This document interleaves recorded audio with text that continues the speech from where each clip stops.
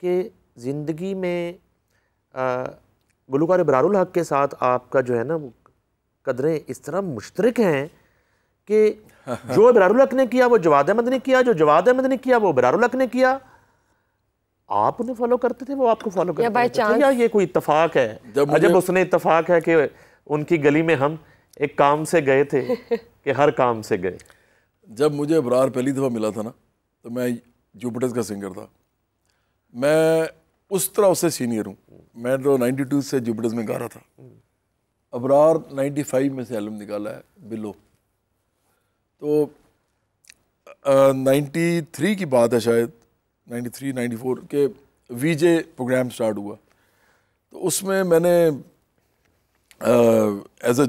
As the lead vocalist of Jupiters, میرا local بڑا نام تھا.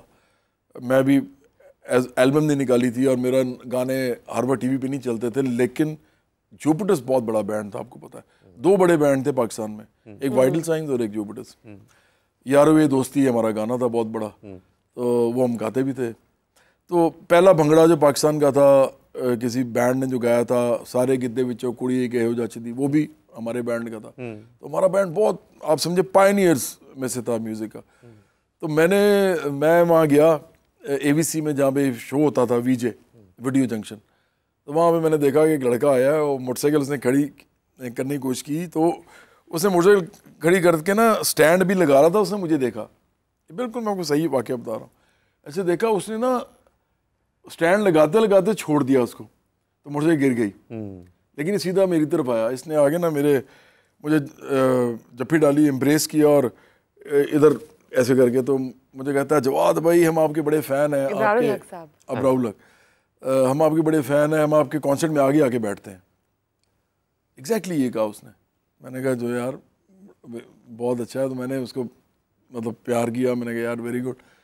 ابرار میرے سے بہت زیادہ کوئی چھوٹا نہیں ہے، لیکن ایک ہوتا ہے نا کہ اس کو لگا کہ ایک سینئر آدمی ہے. اس کے بعد کیا ہوا کہ 1995 میں اس نے البم نکالا. میں جوپٹرز میں ہی گا رہا تھا. اس کا گانا جو تھا بلو دے گھر وہ ہٹ ہو گیا. پھر اس نے مجھے جواد بھائی سے جواد صاحب کہنا شروع کر دیا. کچھ عرصے کے بعد اس کا نیا البم آنا تھا، تو اس میرے گھر آیا، مجھے اس نے سارے گانے سنائے. مجھے کہتا ہے کیسے لگ رہے ہیں؟ میں نے کہا یار اچھے ہیں. اچھا یہ دوستی رہی ہے؟ ارے یہ تو میرے گھر آتا تھا بہت دفعہ. اچھا میں کبھی نہیں گیا اس کے گھر. واہ، یہ تو بہت دفعہ ہے. آپ کے ولیمے پہ بھی آئے تھے ویسے میرے ساتھ؟ ہاں ولیمے پہ بھی آیا تھا. اس نے میرے بھائی کے ولیمے پہ بھی آ کے گایا تھا. اٹ واز کائنڈ آف ہم. میرا جو سب سے چھوٹا بھائی تھا اماد، ڈاکٹر اماد. لیکن بہرحال وہ میں بتا آپ کو یہ رہا ہوں کہ یہ چینج یہ ہوا ہے، میں نہیں ہوا. اس نے آگے جواد صاحب کہنا شروع کیا. اس کے بعد ایسے ایسا اور آگے گئے تو اس نے مجھے جواد کہنا شروع کر دیا. اچھا. تو میں نے کہا ٹھیک ہے، مجھے کیا فرق پڑتا تھا. تو آپ کے ساتھ افیلیشن ذرا ڈفرینٹ ہو گئی نا. آپ سے پیار تھا؟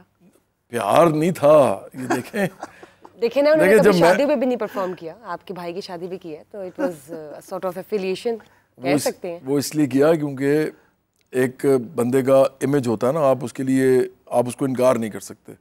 وہ تو میں نے ایک دفعہ اس کا گانا ہٹ ہو گیا ہوا تھا، یہ گانے گا رہا تھا، تو میں نے اس کو فون کر کے انجینئرنگ اسی لاہور کے فنکشن میں بھی بلا لیا، تو وہاں بھی آ گیا تھا. اب ڈپینڈ یہ کرتا ہے کہ آپ بلا کون رہا ہے آپ کو، یہ آپ کو سمجھنا پڑے گا.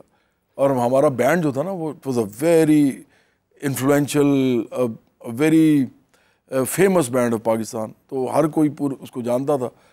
تو بہرحال ہوا یہ ہے نعیم کہ اس کے جو پولیٹیکل ویوز تھے نا اس کی وجہ سے مسئلے ہوئے ہیں. یہ کرتا تھا وہی والی بات ہے جو عمران خان کو میں کہتا ہوں، آپ دوگلا پن نہ کریں. آپ ایک بات کریں. آپ ایک کنزرویٹو سوسائٹی بنانا چاہتے ہیں، ہم ایک آزاد سوسائٹی بنانا چاہتے ہیں جس میں انسان اپنی مرضی سے جی سکیں اور خدا کا معاملہ ان کے ساتھ اپنا ہو، لیکن وہ ایک ترقی پسند، روشن خیال، خوشحال معاشرہ ہو. یہ ان کی زندگی کچھ اور ہوتی تھی، کرتے کچھ اور تھے، باتیں کچھ کرتے تھے. تو ادھر سے بیسیکلی سٹارٹ ہوا یہ معاملہ. تو وہ پھر چلتا رہا. میرا اس کے علاوہ کسی کے ساتھ اس طرح کا مسئلہ رہا بھی نہیں. عاطف میرے بعد آیا. علی ظفر، آپ کو پتہ ہے علی ظفر میرے کتنا کلوز ہے. علی ظفر بہت زیادہ کلوز رہا ہے میرے ساتھ، ابھی تک ہے. وہ کرتا ہے جب بھی اس کو کوئی کام ہو مجھے فون کر لیتا ہے. جواد بھائی کہتا ہے اسی طرح مجھے، اس نے نہیں مجھے کہا، پھر جواد صاحب اور پھر جواد. تو اس کے بعد اور بھی لوگ ہیں، راحت فتح علی خان. آپ کو پتہ ہے راحت فتح علی خان جو ہیں وہ مجھے جواد بھائی کہتے ہیں. اب مسئلہ یہ ہے کہ یہ اس میں مسئلہ کیا ہے آپ کا. پھر یہ شفقت امانت علی کے ساتھ میرا اچھا تعلق ہے. یہ سارے سنگر، میں 4 کی جو بات کر رہا ہوں نا، عاطف اسلم، علی ظفر، راحت فتح علی خان اور شفقت امانت علی خان، یہ میرے اور ابرار سے بہت زیادہ بڑے سکیل پہ چلے گئے ہوئے ہیں، کیونکہ یہ انڈیا سے گاتے ہیں. اور انڈیا میں جب کوئی گائے نا تو وہ پھر پوری دنیا میں اس کا اتنا بڑا نام ہو جاتا ہے کہ آپ اس کو پکڑ نہیں سکتے. تو ان کے ساتھ تو میرا کوئی مسئلہ نہیں ہوا. اگر میرا مسئلہ اس سے تھا کہ کوئی میرے سے زیادہ جو ہے وہ پہلے آ گیا یا اس کے گانے مشہور ہو گئے تو وہ تو ان سے زیادہ ہونا چاہیے تھا. تو وہ پولیٹیکل مسئلے تھے. نہیں، وہ تو آپ کو پتہ بھی ہے تھوڑے بہت، باقی میرا خیال ہے چھوڑ دیتے ہیں. ویمبلے رینا جیسے وینیو بھر دیا آپ نے، ادھر 50,000 کے مجمع میں آپ نے ہاکی اسٹیڈیم پرفارم کر رہے تھے آپ. تو بطور پولیٹیشین جو ہے اتنا کراؤڈ کب لے کے آئیں گے آپ؟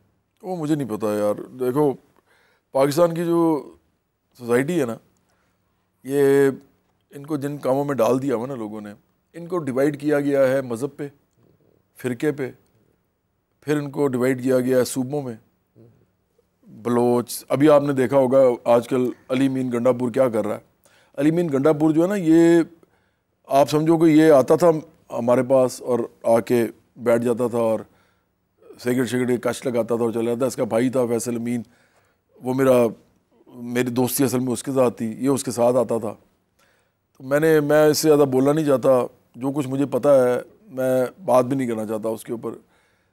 لیکن یہ سارے جو ہیں اب یہ پتہ نہیں ان کو کیا ہو گیا، اب یہ بدماش بنے ہوئے ہیں. میں حیران ہوتا ہوں کہ اس کو کیا ہو گیا اس آدمی کو، اور یہ کیا باتیں کر رہا ہے.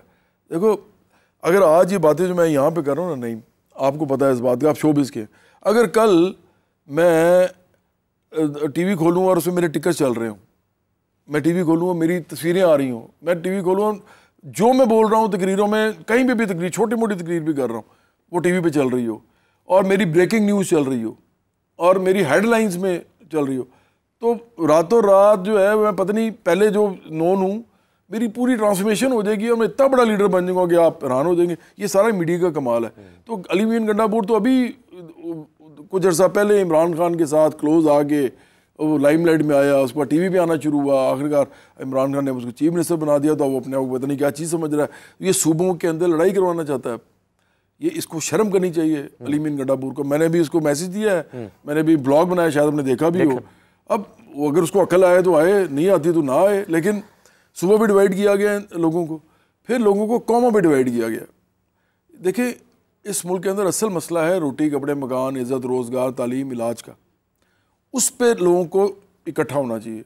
وہ اس کا کوئی مذہب ہو، کوئی رنگ ہو، کوئی نسل ہو، کوئی قوم ہو، کوئی صوبہ ہو، کوئی جینڈر ہو، مرد ہے یا عورت ہے، ہمارے لیے سب برابر. ہماری پارٹی کا نام ہے برابری پارٹی.